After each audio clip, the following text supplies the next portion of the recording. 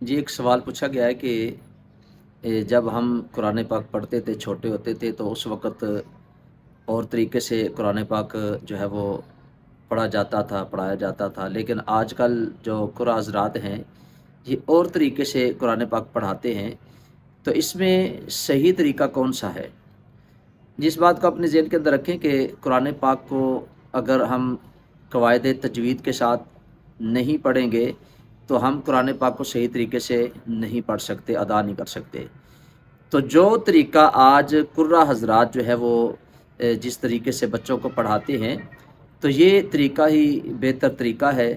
تجوید کے ساتھ قرآن پاک کو پڑھنا یہ لازمی اور ضروری ہے، کیونکہ اگر ہم تجوید کے ساتھ قرآن پاک کو اس کے صحیح مخارج کے ساتھ نہیں پڑھیں گے تو اس صورت میں ہم جب قرآن پاک کو پڑھیں گے تو ان کے الفاظ کو صحیح طریقے سے ادا نہیں کر سکتے۔ جیسے پہلے لوگ پڑھتے تھے الف بے تے سے پڑھتے تھے، اور جب قرآن پاک پڑھتے تھے الحمد للہ، اس طریقے سے یہ مجہول طریقہ ہے۔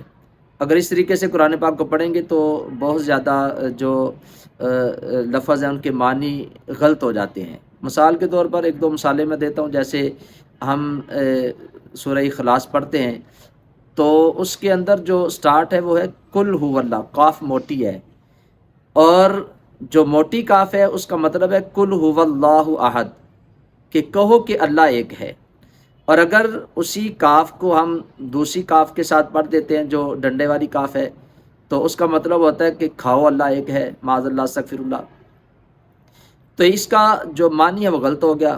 جیسے قلب موٹی کاف کے ساتھ ہے، اس کا مطلب ہے دل، اور اگر اس کو ہم دوسری کاف کے ساتھ پڑھتے ہیں تو اس کا مطلب ہوتا ہے کتا، معاذ اللہ استغفر اللہ۔ کہ اگر ہم تجوید کے ساتھ قرآن پاک کو نہیں پڑھتے، اسی طریقے سے ہم پڑھ لیتے ہیں مجہول طریقے سے، تو یہ ایک غلط طریقہ ہے۔ تو جو پہلے لوگ پڑھتے تھے تو ان کو بھی چاہیے کہ وہ کوشش کریں کہ تجوید کے ساتھ قرآن پاک کسی اچھے قاری حضرات جو ہیں ان سے سیکھیں۔ ضروری ہے کہ اس کو سیکھ رہے ہیں اس طریقے سے۔ اگر ہم اس کو نہیں سیکھیں گے تو ہم صحیح طریقے سے قرآن پاک کو پڑھ نہیں سکتے۔ صحیح قرآن پاک کو نہیں پڑھیں گے تو اس پر ہمیں اللہ کی بارگاہ سے اجر بھی نہیں ملے گا، ثواب نہیں ملے گا۔ تو تجوید کے ساتھ قرآن پاک پڑھنا یہ لازمی اور ضروری ہے۔ جو مجھ سے سوال پوچھا گیا میں نے اس کا جواب آپ کو دے دیا ہے۔